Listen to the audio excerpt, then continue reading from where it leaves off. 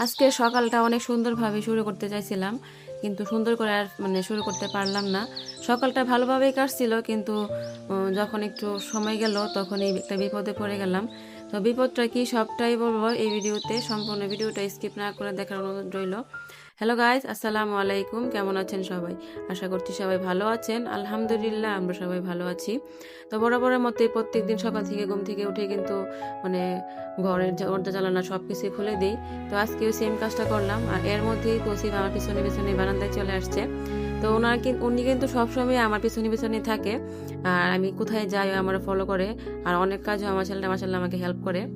আর আজকে ওরা বায়না ধরছিল যে আজকে পিঠা খাবে, তো ভাবলাম যে ঝামেলা মুক্ত পিঠা হচ্ছে এই চিটকুনি পিঠা আর কি। তো শর্টকাটের মধ্যে ওদের জন্য আজকে পিঠা বানাই দিলাম। আর পিঠাটা খাইতে যতটা মজা হয় তার চেয়ে বেশি কষ্ট লাগে, রান্নাঘরটা একদম নোংরা হয়ে যায় আর কি, চারোদিক দিয়ে একদম ছড়িয়ে ছিটায় যায়। তা খাওয়াটা থেকে কিন্তু পরিষ্কার করাটা কিন্তু অনেকটা বড় হয়ে যায় আমার কাছে। তো কোনো ব্যাপার না, বাচ্চাদের জন্য যেহেতু করছে, ওরা খুশি থাকলে আমি খুশি, সাথে কিন্তু শ্বশুর শাশুড়ি খাবে আর কি। তো ওদের আজকে হলো ফার্স্ট এক্সাম পরীক্ষা, তো ওদের নাস্তা খাওয়ানো শেষ করে আমি আজকে পরীক্ষা দিতে ওদেরকে নিয়ে চলে যাবো স্কুলে। তো আজকে ওদের বার্ষিক পরীক্ষা আর কি, সবাই আমার ছেলে মেয়ের জন্য দোয়া করবেন যাতে ওরা ভালোভাবে পরীক্ষাটা দিতে পারে আর কি, আর সুস্থ থাকে। কারণ যখনই পরীক্ষা শুরু হয়ে যায় ওদের জ্বর ঠান্ডা এরকম অসুস্থ হয়ে যায় আর কি।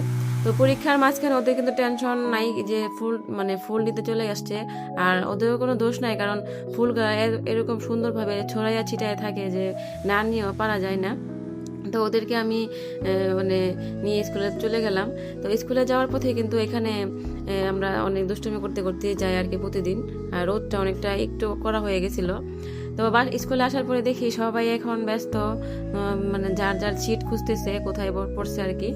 তো এটা কিন্তু একটা আনন্দ কাজ করতেছিল, আবার একটু ভয় কাজ করতেছিল কি জানি করে পরীক্ষার মধ্যে। তো টেনশন করি না, কারণ যা নিজে যা পারে তাই দিব আর কি পরীক্ষার মধ্যে। তো বাসায় আসার পরে রান্না বান্না কী করব সব কিছু আয়োজন করে ফেললাম। তো এখানে আমি শাক নিলাম আজকে, আর অনেকদিন পরে আজকে লাল শাক রান্না করবো আর কি। তো লাল শাকটা বসাই দিলাম এখন। তো এর মধ্যে কিন্তু আমার বাকি রান্নাগুলো হয়ে গেছিলো। তো ব্যস্ততার কারণে আমি দেখাইতে পারি নাই। এখানে আজকে গরু মাংস রান্না করছি, আর সাথে রান্না করছে হচ্ছে ডাল। তো সিম্পল রান্না বান্নাই করবো আজকে। আর এর মধ্যেই আমার বিপদটা চলে আসছে। তো গ্যাস চলে গেছে আজকে নাকি পুরো ব্রাহ্মণবাড়ি শহরে গ্যাস থাকবে না আর কি। তো এটা তারা জানলে অবশ্যই রান্নাটা আরও সকাল সকাল করে ফেলতাম। তো বিপদটা হঠাৎই চলে আসলো। তো এর মধ্যে কিন্তু ভাত রান্না করতে পারি নাই। তো পরে ভাত আমরা দুপুরে নিয়ে আসছি দোকান থেকে আর কি, হোটেল থেকে নিয়ে আসছি। তো আজকে ভিডিওটা আর কন্টিনিউ করতে পারলাম না। আর পরবর্তী ভিডিও পর্যন্ত সবাই ভালো থাকেন, সুস্থ থাকেন, আমাদের জন্য অবশ্যই দোয়া করবেন।